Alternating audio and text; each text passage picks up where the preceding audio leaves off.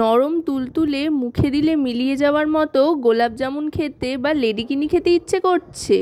বাড়িতে থাকা খুব সাধারণ উপকরণ দিয়েই কিন্তু একদম এইরকম পারফেক্ট গোলাপ জামুন বা লেডিকিনি বানিয়ে নিতে পারেন। মুখের স্বাদ একেবারে লেগে থাকবে।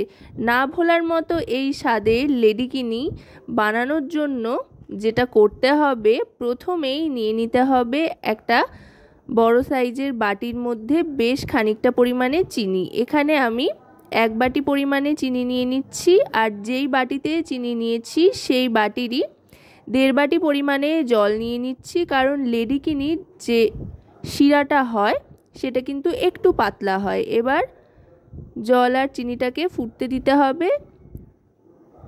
হালকা ফুটতে আরম্ভ করলেই সুন্দর একটা এসেন্সের জন্য দিয়ে দিলাম এলাচ, 2টো এলাচ দানা দিয়ে দিলাম ফাটিয়ে।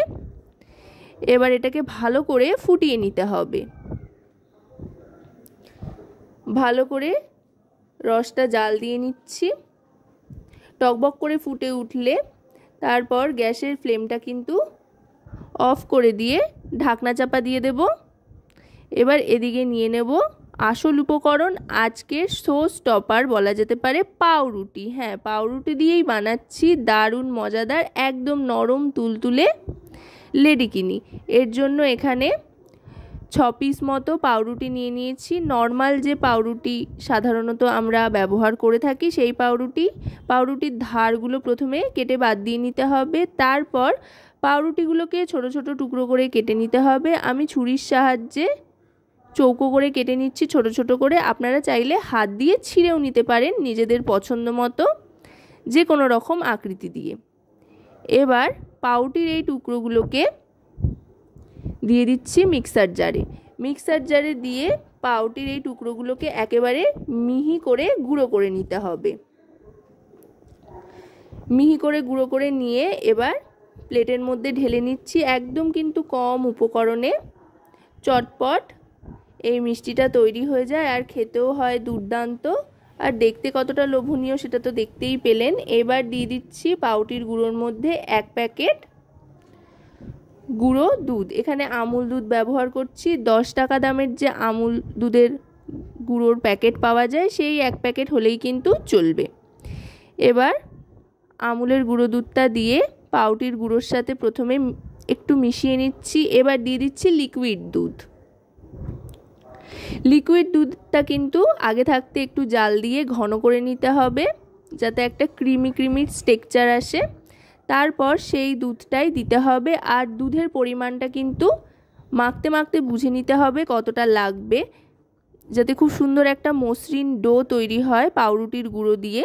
সেটা বুঝেই কিন্তু লিকুইড দুধটা ব্যবহার করতে হবে আর মাখতে থাকতে হবে। আর হাতে যদি খুব লেগে ধরে তাহলে চাইলে কিন্তু আপনারা একটু ঘিয়ের ব্যবহার করতে পারেন। আমি যদিও মাখবার সময় ঘিয়ের ব্যবহার করিনি, তবে গোল পাকানোর সময় ঘিয়ের ব্যবহার অবশ্যই করতে হবে, তাতে করে খুব সুন্দর একটা সেন্ট আসবে। এবার এই ডো থেকে গোল গোল লেডিকিনির শেপ দিয়ে নিচ্ছি।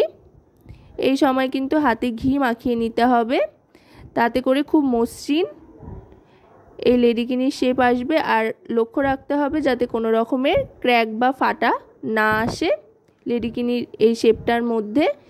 এইভাবে প্রত্যেকটা তৈরি করে নিয়েছি। তৈরি করে নিয়ে এবার কড়াইতে সাদা তেল গরম করতে হবে। গরম করে একে একে ছেড়ে দিতে হবে। তেলটা কিন্তু বেশ ভালো করে গরম করে নিয়ে তারপরে এই লেডিকিনিগুলো ছেড়ে দেব।